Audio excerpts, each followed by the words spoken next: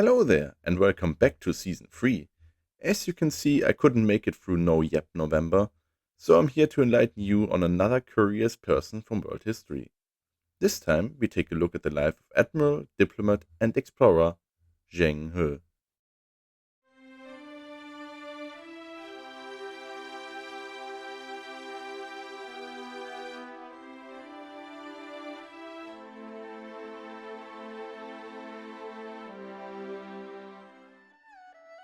When you think of the Great Age of Discovery, names like Vasco da Gama and Columbus are probably the first that come to mind of many people, at least in the Western world. But the East has equally fascinating and important explorers to offer, and the foremost name among them is Zheng He. Born into a Muslim family in Kunming, Yunnan, as Ma E, the future admiral had very humble beginnings. He was the subject of the remnants of the Yuan dynasty that was founded by the Mongol conquerors about 100 years prior. However, the once iron-tight Mongol rule had already fractured in 1368, and by 1381, the forces of a new dynasty, the Ming, who were ethnically Han, marched into Yunnan. Around this time, Ma E's father was killed in the fighting between the Yuan and the Ming, while Ma himself was captured by the Ming forces. Ma was not a complete nobody. His family had served as governors to the Mongols in Yuan and carried the title Hajj, which meant at least some of them went on the pilgrimage to Mecca. Ma himself was said to have been devoted to the Chinese sea goddess Mazu, or Tianfai as she was called at the time.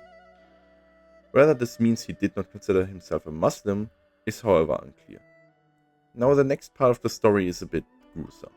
According to the legend, the young Ma He gave a snappy answer to a Ming general who asked him about the whereabouts of his Mongol enemy.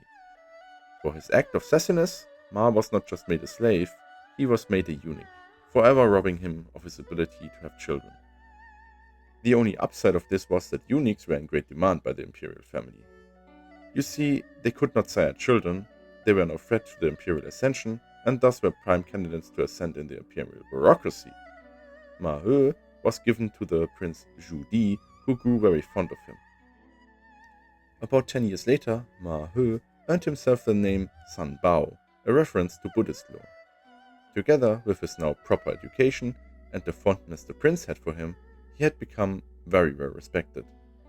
This respect gave him the opportunity to study at the Imperial Naval Academy in Nanjing.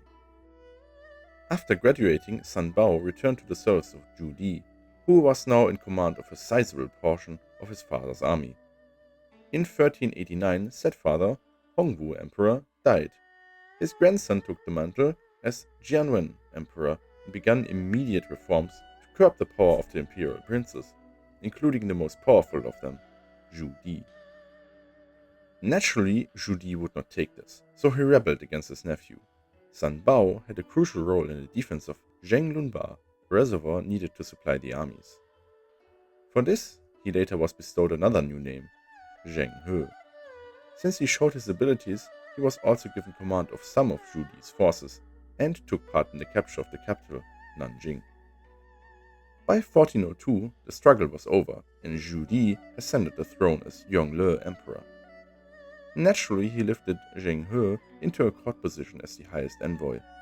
This meant that he was allowed to seek new trade relations and collect tribute in the name of the emperor.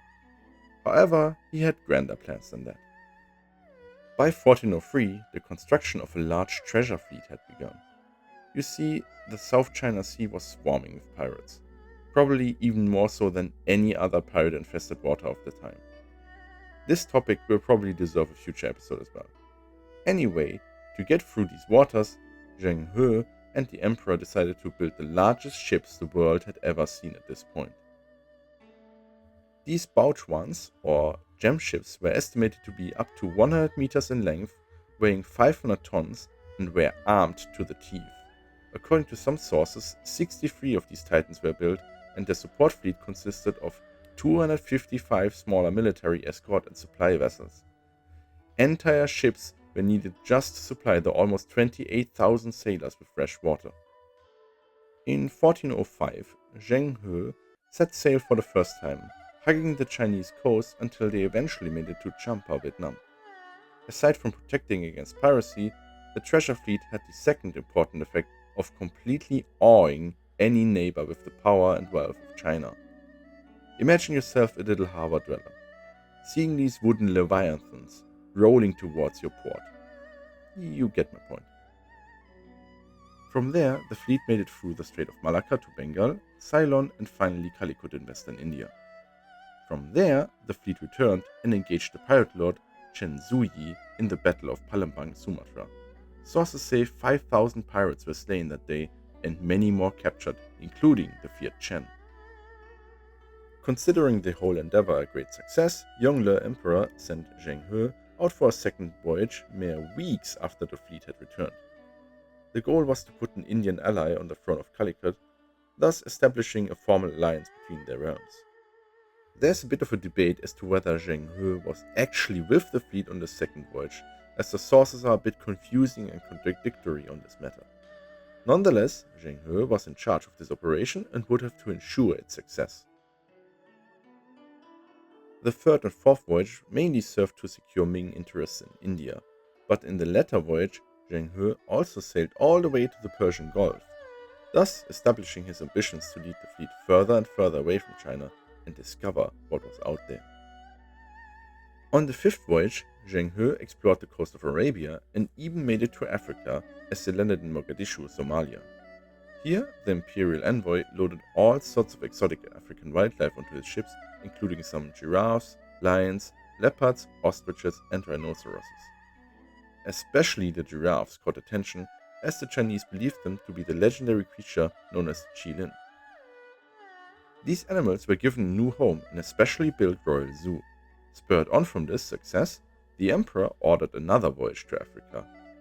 This was, however, the last voyage for the time being. As prestigious as they were extremely expensive, and the emperor had new ambitions in Mongolia. While Zheng was on a diplomatic mission in Sumatra, his benefactor, Yongle Emperor, passed away and was succeeded by his son, who was much more skeptical of the benefits of these voyages. However, the new emperor died only about a year into his reign, and his successor, the Xuande Emperor, soon ordered a new voyage. The seventh journey would be Zheng He's final voyage, as he died on the return trip or shortly after, and was buried at sea according to Islamic tradition. No further attempts were made by the Ming state to continue these voyages. The exact reasons for this is unknown.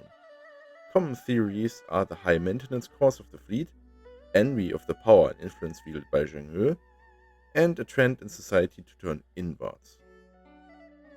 Another interesting theory about Zheng He's voyages is that he might have made it to South America, as Chinese wares from around his lifetime were found on the western coast.